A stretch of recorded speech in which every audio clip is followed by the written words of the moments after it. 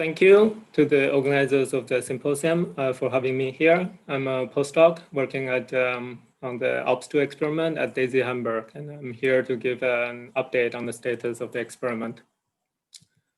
So ALPS was approved in 2013 at DESY, and we are aiming now for an initial science run in late 2021 or maybe early 2022. So as you probably can guess, the primary search target for ALPS II is the ALPS, so axion-like particles, as Yamada-san has introduced. So to keep it short, anyway, I'll just say axions. And then I probably can go through this slide fast. But what's probably important, if you can follow my cursor, is that there are certain astrophysical anomalies like TV transparency and white dwarf cooling excess, which are also covered in the overview talk. And then what's important to know, I think, is that the ALPS is a model-independent test to search the parameter of interest hinted by these anomalies. So yeah, and then that being said, this means that we don't have to worry so much about the J factor, for example, that we've heard a couple of times in the symposium, and we probably know quite well what is the magnetic field along the line of sight for our detector. So experiment-wise, ALPS is a cavity-enhanced light shining through a wall experiment. So Manuel also pointed out this yesterday in his talk.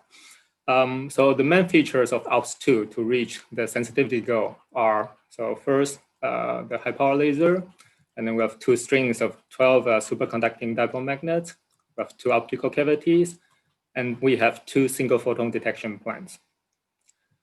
So here I show the schematic of the ALPS II experiment. So if you follow my cursor, in the presence of a magnetic field, photons can oscillate into axions, which then traverse the wall with ease. And then in the presence of another magnetic field on the other side of the wall, it can re-oscillate into a photon. And then we detect that using either the heterodyne detection approach or the transition edge sensor. And yeah, we also need a different control strategies for that, for each of the detection system. So the merit for ALPS II or a light shining through a wall experiment in general is that it's, as I said, it's a pure laboratory experiment. So it requires almost no model assumptions. And the downside is then that we require the rare interaction to take place twice. So yeah, we really have to bring in every bit we have to reach the sensitivity goal of scientific interest. I mean, by that I mean this parameter space hinted by astrophysical anomalies.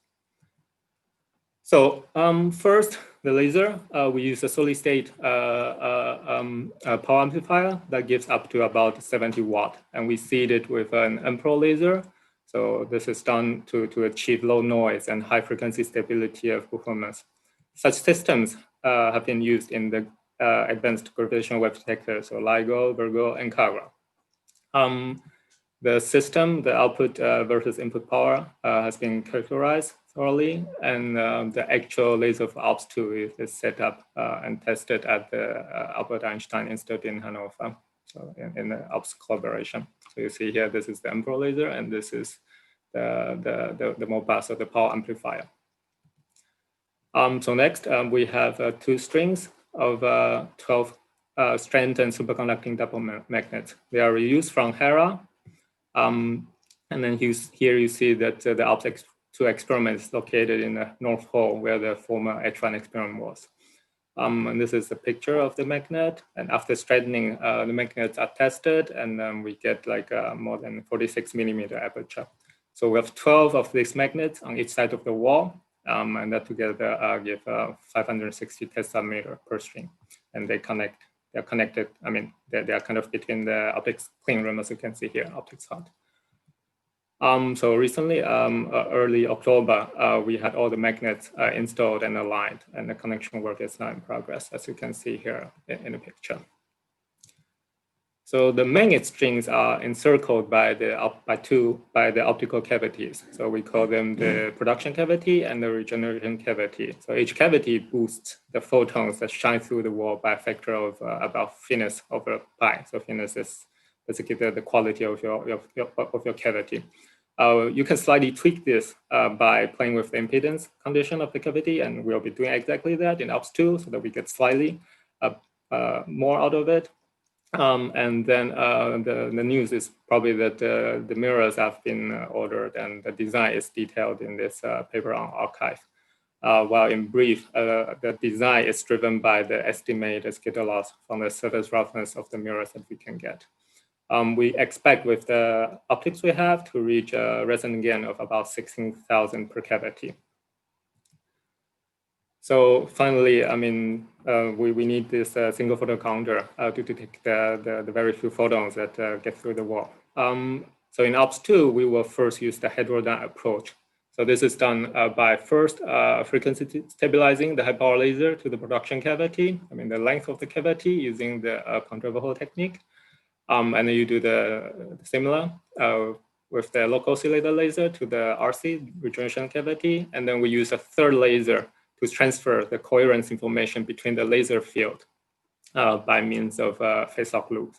And we tune the system such that both the red color and magenta color fields you see resonate in the regenerated cavity with a frequency offset a few FSRs away. So frequencies, free spectral ranges of the regenerated cavity away.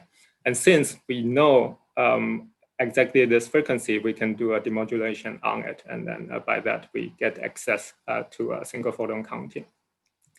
So this technique has been experimentally demonstrated and described in this paper by the ALPS group in Florida. So, so I have to speed up in the interest of time. So this is the performance of the heterodyne detection system. So as you see here on the left, the dot-com rate is 10 to the -5 after all this integration time. And then on the right, I just tested with a transceiver setup with about 1 photon per 100 seconds. And this is limited by the weaker signal they can achieve in their setup. So yeah, now I put everything together. So assuming 10 watt, and we know, and then knowing the photon energy, this is the photon flux you get. And then the probability you can calculate from the target GA gamma gamma and magnitude configurations and the resonant gain from the cavities. And in ALPS, this goes to like 2.4, 10 to the -25. And then if you multiply them, you get the optimum photon flux, which is estimated at about 1 photon per day. And then you compare that to your detector performance, integration time, to do data analysis, and then to conclude on non-detection or maybe a detection with a certain confidence level. So yeah, and then this sounds nice, but you really have to get through the optics. I mean, you need the cavity to be under control, and this is one great experimental challenge for ALPS II, and I have to say that.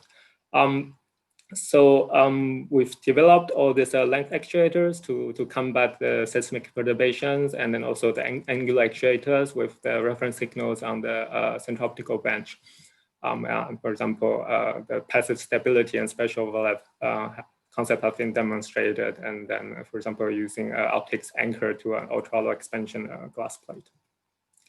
So yeah, and then with consider, of course, upgrade options. I'll go fast on this. And then eventually, if we want to be more ambitious, we consider more powerful magnets. And this is the concept of the experiment Jura, probably in the future. So as I said, there are 2 detection plans. The other one is the transition edge sensor. And there's one poster by Rikov on this. So if you haven't checked it out, maybe you should. And with that, I leave you with my summary, and then I'm happy to take questions if any.